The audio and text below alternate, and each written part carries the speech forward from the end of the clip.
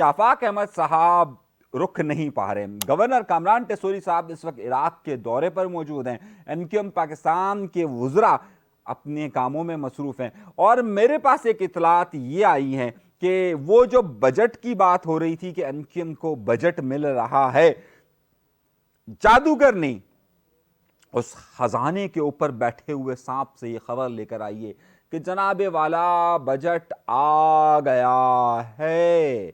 यानी कि अब एमक्यूएम के लोगों के पास तरक्याती काम के पैसे आ रहे हैं और उसमें अब ठेकों की बात भी हो रही है।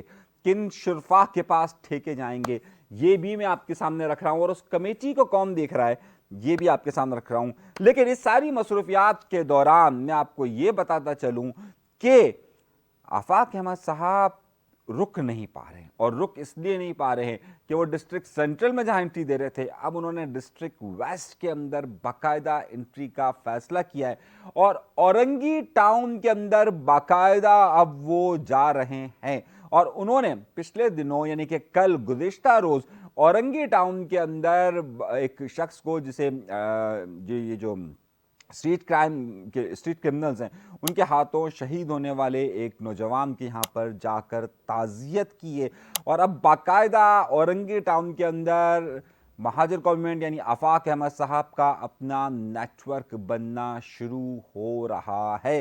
सो खबर दे रहा हूँ बाकी आप सबके लिए। अब क्या डिस्ट्रिक्ट यानी कि औरंगी टाउन में भी उनके ऊपर दफ़ा 144 लगेगी नहीं लगेगी, तस्वीर फुटेजेस आपके सामने रख रहा हूँ, बाकी आप खुद फैसला कीजिएगा कि आगे आगे होने वाला क्या है।